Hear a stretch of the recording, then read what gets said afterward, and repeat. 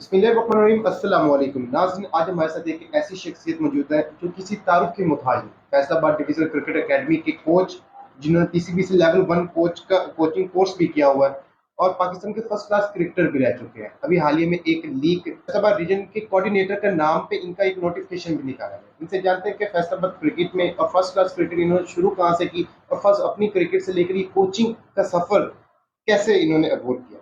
अस्सलाम वालेकुम वालेकुम सलाम। सर। सबसे पहले तो आप पाकिस्तान के फर्स्ट क्लास क्रिकेटर थे। आपने क्रिकेट शुरू कहाँ से की और कब शुरू की और फिर ये कोच एज अ क्रिकेटर से फिर कोचिंग का सफर ये कैसे, इसमें कितनी मुश्किलात आपने फेस। मैंने ये क्रिकेट 94 में शुरू की थी। तो वो हमारा लगा था camp Pepsi Imran Khan cricket team में, जो 94 में मैंने शुरू की। तो उसी साल ही मैं एजुकेशन बोर्ड में खेला था। अंडर 16 हुई थी, वो मैं खेला था 94-5 में। तो उसके बाद इस तरह ही सिलसिला चलता रहा। फिर मैं अंडर 19 खेला। रीजन अंडर 19 खेले। नहीं, वो हमारे दौर में डिवीज़न अंडर 19 होती थी ना, तो वो मैं अंडर 19 खेला। फर्स्ट क्लास का जो आप खेले, ये फर्स्ट क्लास किस टीम से खेली या ये डिवीजन इन फर्स्ट मैं क्लास खेली कैसे। सब ये होती थी ना, under 16, under 19, Wills cup, काजम trophy grade 2, ये सारा का सारा जो मामला आता है कि मैं मतलब फैसलाबाद डिवीज़न से खेला उस वक्त। फिर उसके बाद रीजन सिस्टम आ गया। रीजन सिस्टम में मैं खेला हांगकांग के खिलाफ फैसलाबाद रीजन से 2008 में। उसके बाद डिस्ट्रिक्ट खेलता रहा 2005 से 2017 तक मैंने अपनी क्लब से डिस्ट्रिक्ट खेली।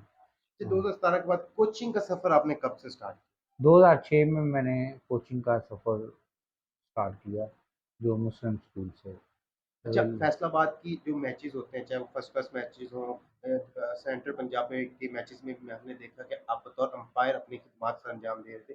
अंपायरिंग का आपने कब से शुरू किया और कोचिंग और अंपायरिंग दोनों आप एक साथ लेके चल रहे हैं मौजूदा वक्त में भी, कैसे इसको मैनेज करते ये बेटा ये है कि क्रिकेट का हिस्सा है ना, तो कोचिंग भी मैं प्रोफेशनल तौर पे कर रहा हूँ और एम्पायरिंग भी। मैं सिर्फ पीसीबी के रिलेटेड जो मैचेस होते हैं या पंजाब स्पोर्ट्स बोर्ड के रिलेटेड जो मैचेस होते हैं, मैं उनको अंपायरिंग करता हूँ। अदरवाइज ना कोई प्राइवेट टूर्नामेंट, ना प्राइवेट किसी किस्म की कोचिंग कोई नहीं।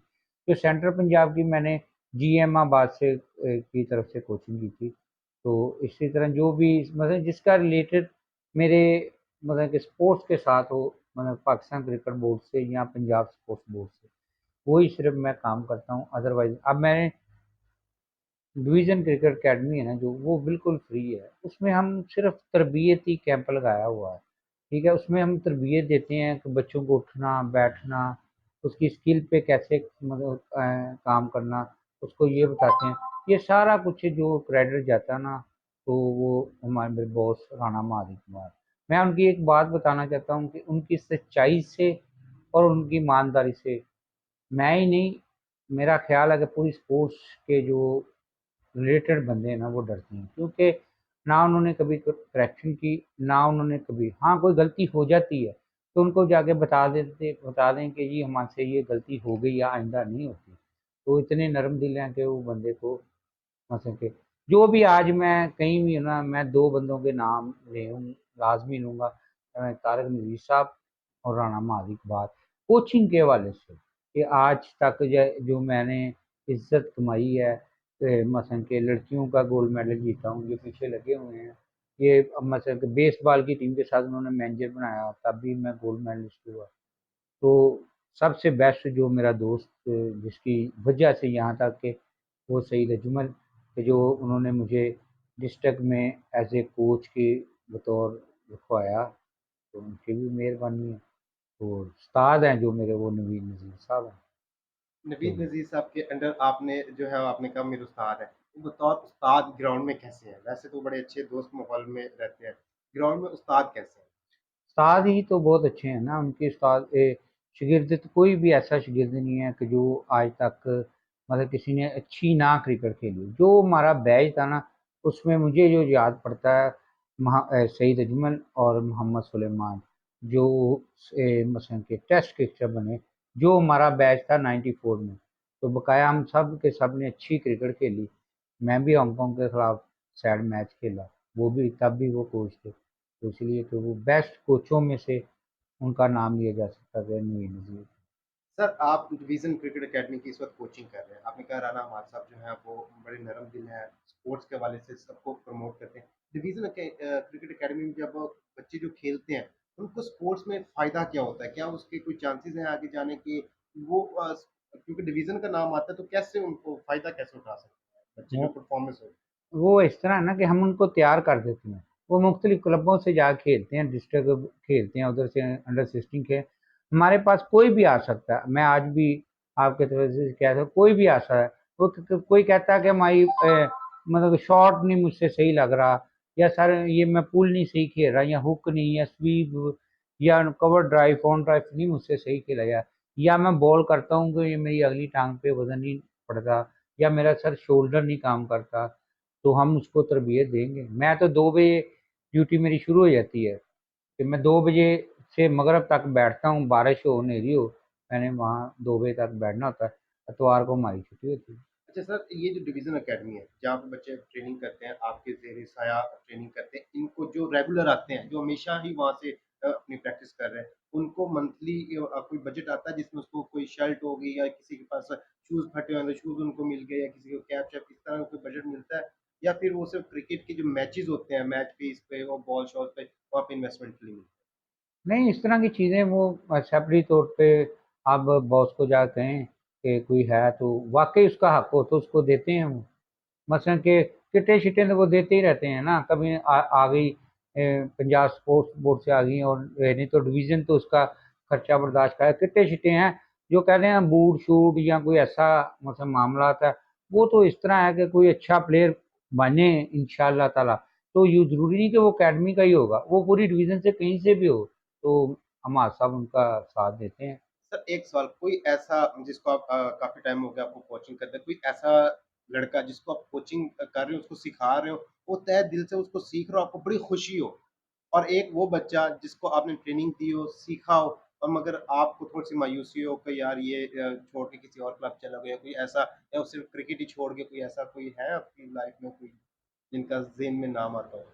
नहीं, बच्चे सारे सही हैं, जो छोड़ के जाए उसका भी कोई नहीं होता। हमारे दरवाजे खुले हैं, जब मर्जी मैंने कहा कि जो बच्चा चला जाता है तब भी वो बच्चा मेरा है, जब वापस आ जाता है तो तब भी मेरा है। अभी एक चैंपियन लीग T25 नॉमिनेट हुई है, आपको फैसलाबाद रीजन का कोऑर्डिनेटर बनाया गया है। इस लीग में कहा ये जा रहा है कि हम जो टैलेंट है उसको टैलेंट को आगे लेके आएँगे, उनके मैचेस करवाएँगे, और फिर उनको ये लीग जो है ये प्राइवेट लीग है, फिर ये इंटरनेशनल सतह तक जाएगी। तो इसके बारे में आपका क्या कहना है? लीग से होती रहती हैं, प्राइवेट मुझे बुलाया भी जाता है, कहीं मेंटोर भी बुलाया, सरगोधे में लीग हुई है DSL, उसमें मैंने एज ए मेंटोर काम किया है। मतलब जो मुझसे मैं लेक्चर दे सकता हूँ, या मैं किसी को ब्रीफ कर सकता हूँ किसी बच्चे को, या मतलब किसी बड़े को, काफ़ी उधर बैठे होते हैं, तो मैं उनको ब्रीफ, जब मुझे लेक्चर का मौका मिलता है तो मैं क्रिकेट के मतलब ब्रीफ कर सकता हूँ, अदरवाइज और मुझे कोई काम नहीं आता। तो ये लीग से होना, प्राइवेट तौर पे होना, ये बड़े अच्छे हैं। इधर भी हैं हमारे जाज फरूक साहब हैं, वो कराते हैं, राना शकूर साहब हैं, वो कराते हैं लीग, और ख्वाजा मतीन साहब हैं, जो मैंने जो मतलब उनको देखा, ये बड़ी बेहतरीन लीग्स कराते हैं। और अजीज़ भट्टी साहब हैं, ये बच्चों की कराते हैं। 2 बंदे हैं मुझे बड़े पसंद हैं इधर से, एक का नाम है अदनान जोजी और एक का नाम है लकी स्टार। वो बच्चों की लीग्स कराते ही रहते हैं। मुझे नहीं पता उनमें से उनको क्या फ़ायदा होता है, या क्या, वो हर काम तो फ़ायदे के लिए होता है ना, तो बड़े अच्छे बंदे हैं। उसके अलावा मुझे तनवीर भाई, तनवीर शौकत साहब हैं, मैंने उनसे बहुत कुछ सीखा।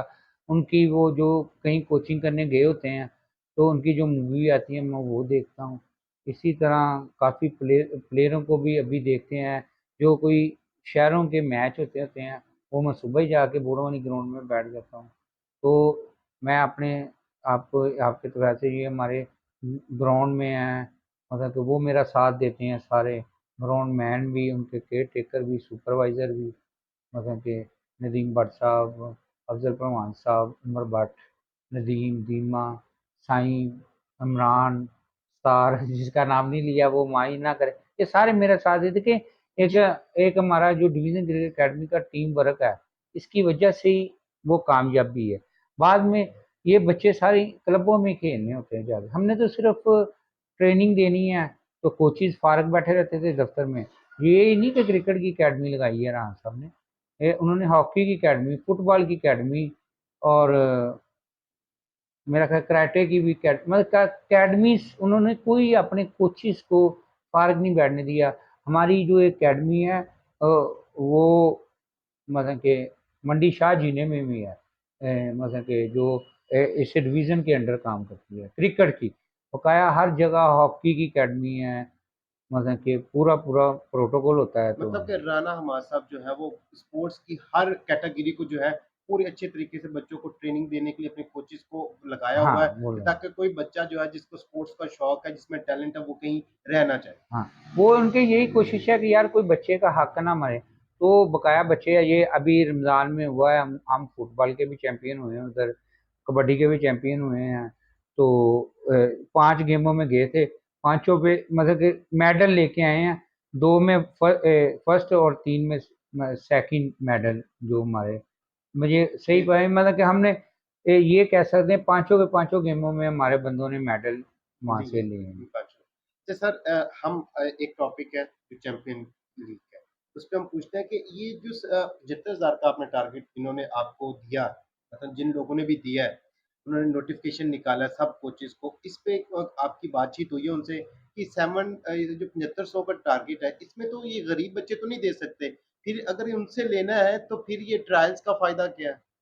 नहीं, नोटिफिकेशन तो हो गया है मेरा, हुआ है मुझे, व्हाट्सएप के ज़रिए मिला भी है। मेरी उनके साथ मीटिंग कोई नहीं हुई, ये जो आप बता रहे हैं ये भी मैं आपसे सुना, मुझे उन्होंने ना कोई कागज़ भेजा। मैंने उनको कहा है, ये ज़रूर कहा है जो है हमारे पंजाब के राणा साहब, मैं कहा ये एक मीटिंग करें, सबके साथ तारुफ हो, फिर पता चले कि इसमें क्या होगा, बच्चों के लिए क्या है, कोचेस के लिए क्या है, अंपायरों के, स्कोरर के, हर मामले पता चले। नोटिफिकेशन हो जाना उसका कोई इशू नहीं है कि नोटिफिकेशन कैंसिल भी हो जाते हैं, क्योंकि अभी मुझे पता नहीं है उसके बारे में। मैं क्या, मैं चीज़ अच्छी है कि को होनी चाहिए, टूर्नामेंट होने चाहिए। इधर फैसलाबाद में मैंने बंदों के नाम लिए हैं, ये बड़े अच्छे हैं, ये टूर्नामेंट के ऊपर टूर्नामेंट करा रहे हैं। जी सर, पर्सनली तौर पे आप कोच भी रह चुके हैं, क्रिकेट भी खेल चुके हैं, आपका गरीब बच्चों के साथ ताल्लुक भी बड़ा गहरा रहता है हमेशा, क्योंकि आपकी अकेडमी में जो बच्चे आते हैं वो अक्सर गरीब होते हैं, फिर उनके साथ एक प्यार मोहब्बत आपका, एक अपने बेटों की तरह आप उन्हें समझते हैं, उनको समझाते हैं। आपको लगता है कि अगर ये 7500 का एक टारगेट जो लगाते हैं, हर बच्चे से लेना है फीस, रजिस्ट्रेशन, तो क्या यार रीजेंट की टीमें बन जाएंगी? क्या इस तरह के ट्रायल जो है वो इस तरह से लीग कामयाब हो सकती हैं? भाई ये मैंने पहले भी आपको कहा कि ये मसलन कि इसमें इशू मेरा है ही नहीं, ठीक है, नहीं उनका मामला है, उनके हैं। मैं अभी किसी को ये नहीं कह सकता कि आपका है या एंट्री रखनी चाहिए या नहीं रखनी चाहिए। वैसे मैंने कहा कि प्राइवेट लीग्स होनी चाहिए, अच्छी चीज़ है। अब कोई फोर्ड करता है नहीं करता, ये उनके मामला हैं, या मतलब नहीं। अभी तो नोटिफिकेशन आ जाना इस पे नहीं, देखे ऐसे तो कई नोटिफिकेशन मुझे आते रहते हैं, मैंने कभी भी अपनी फाइल में नहीं लगाया, क्योंकि मुझे उनका पता ही नहीं है जिस चीज़ का काम है। मैंने पहले आप इंटरव्यू के शुरू में ही आपको कहा है कि मैं पंजाब, पहले तो पंजाब स्पोर्ट्स बोर्ड जो मतलब कि है, जिसमें है, अभी भी मैं बता दूं, मैं स्पोर्ट्स कमेटी का जो है ना वो मुलाजम हूँ, जो राणा महाराज साहब की है, ठीक है ना। अभी मैं सिर्फ यही काम करता हूँ जो सरकारी काम होते हैं, जिधर साहब मेरा भेज देता है कि ये आपने अंपायरिंग करनी है, स्कोरिंग करनी है, या एनीवे कोई भी काम करना है, जिस पे भी ड्यूटी लगा देते हैं कि आपने ग्राउंडें सही करानी है, तो हम उधर चले जाते हैं, हंस के जाते हैं, क्योंकि वो हमारा सैलरी के अलावा मुआवजा जो नहीं रखते, वो किसी ना किसी सूरत में हमें कोई ना कोई चीज़ और कोई ना कोई चीज़ हमें बेनिफिट देते रहते हैं। नाज़रीन, आपने ये इनका नाम इनके सारी गुफ्तगू सुनी, ये थे अंजुम मुश्ताक साहब, फैसलाबाद डिवीज़न के कोच है, एफआईसीबी से लेवल 1 कोच कोर्स भी किया हुआ है। ये ऑफिशियल अंपायर भी हैं। फैसलाबाद डिवीज़न में जितने बच्चे आते हैं, ये उनको फ्री ट्रेनिंग देते हैं और राना हमाद साहब के अंडर ये काम करते हैं। राना हमाद साहब को भी हम खराज तस्लीम पेश करते हैं कि उन्होंने फैसलाबाद डिवीज़न में, फैसलाबाद जितने भी डिवीज़न में हर स्पोर्ट्स के, चाहे वो हॉकी हो, कराटे हो, फुटबॉल हो, इस पे अपनी अकेडमीज़ बनाई हुई हैं और सबको वहाँ पे फ्री ट्रेनिंग देते हैं ताकि कोई भी बच्चा जो किसी भी स्पोर्ट्स में अपना टैलेंट रखता है वो उनको वो चाहते हैं कि उनका हक ना मरे और वो ट्रेनिंग करके अगर उसमें टैलेंट है तो ऊपर जाके पाकिस्तान के लिए अपनी खिदमत सर अंजाम दे। और इसके साथ प्राइवेट लीग्स की जब जिस तरह इन्होंने बात की कि फैसलाबाद में बहुत सी प्राइवेट लीग होते हैं जहाँ से बहुत अच्छे अच्छे प्लेयर उभर के सामने आए और फैसलाबाद के ना सिर्फ उभरे बल्कि उन्होंने फैसलाबाद रीजन की नुमाइंदगी भी की। बहुत से लोगों ने हमारी कायतन ट्रॉफी के ग्रेड 2 की भी नुमाइंदगी की। तो फैसलाबाद में एक टैलेंट और जिस तरह से लीग्स हो रही है टैलेंट को प्रमोट किया जाता है, क्रिकेट को प्रमोट किया जाता है। यंगस्टर्स हैं वो डिवीजन अकेडमी में आते हैं, इनके अंडर कोचिंग में अगर वो सीखना चाहते हैं किसी भी तरह की स्किल्स तो ये फ्री ऑफ कॉस्ट सिखाते हैं। हम अंजुम इश्ताक साहब का इंटरव्यू के लिए बहुत शुक्रगुजार हैं। इसी के साथ अपने मेज़बान को दे इजाज़त। मिलते हैं किसी और वीडियो में। दुआओं में याद रखिएगा। अल्लाह।